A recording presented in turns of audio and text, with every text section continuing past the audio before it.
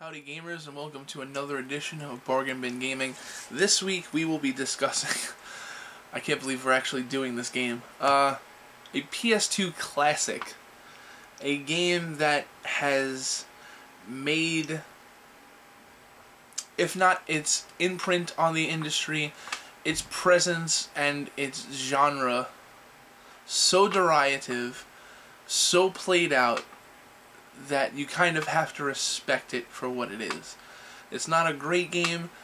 It was a very good game when it came out. It was a ton of fun, but because of what the game did, so many other games have copied it along the way and tried to make clones of it that the industry has almost bullied itself into adopting elements in this game over the years, and it's just it's hilarious how much one game could have changed video gaming and not even be that great to begin with. That game, my friends, is Max Payne.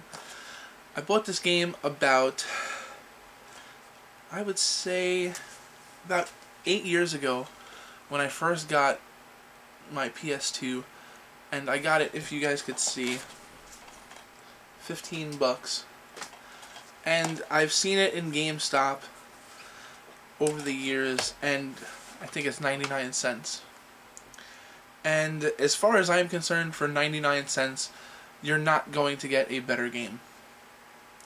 Not only is Max Payne hard as hell at times, it's fun, it immerses you in its world, and it's the first game that really uses what we've referred to over the years in video game columns and articles and just jargon, bullet time, slow motion within the game. Games like Wet, that John Woo game that came out a couple of years ago. There are countless games that have copied the gameplay elements of Max Payne. Some have done it much better, some have done it much worse, but Max Payne is the first game to use bullet time. And for that, you have to admire that. You have to respect that. So Max Payne follows the story of a renegade cop that has nothing to lose. His wife and child have been killed, and he's trying to get to the bottom of the story. And the story itself is actually pretty solid. You find yourself immersed in the character, and you get attached. Not many games can do that. Not many games could do that in 1999 and 2000. Talking about games that aren't in the RPG category. For an action game to make you want to play as much as you want to play Max Payne at times, it's pretty cool.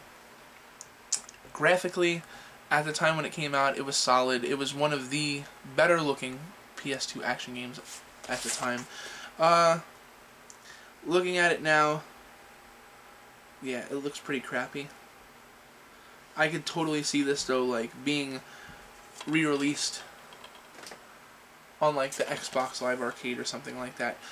The sequel was a little bit better looking, but it didn't have the same appeal as the first one. But again, overall, good story, some really cool gameplay effects, a cool character, and it was Rockstar. The game was just rugged. It was different from everything else. There was cursing. It was just a game that you felt bad playing when you were a little kid. When you were like a teenager, when you were like 15, 16 years old, and you were playing this game, you're like, I'm not really used to this. I'm not used to people cursing and there being overt amounts of blood. And this game totally changed video games for, I would say, the better. It showed that video games could be scary in the fact that, yeah, people die a lot. You know, and again, bullet time, all these cool gameplay effects, the slow motion and everything. Remedy did a very solid job developing this game.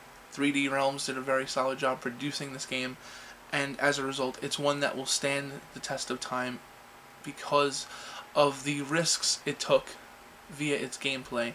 The story may not be amazing enough to remember. You're not going to remember every single thing that happened, but the story is good.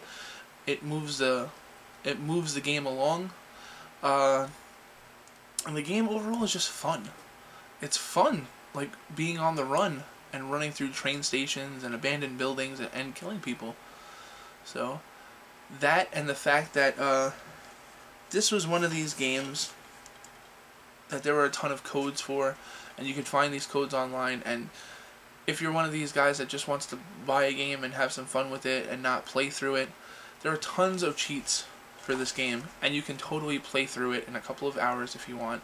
Just get your fix, kill all these people, you get tons of drugs that your character can take to speed and slow things down, and playing through this game with cheats is a lot of fun too. It takes a lot of the fun away if you're a serious gamer because it's just too easy then, but it's fun to play with the cheats because you're totally empowered. You can do whatever you want, and when Max Payne is on fire, you better watch out because you're gonna get burned.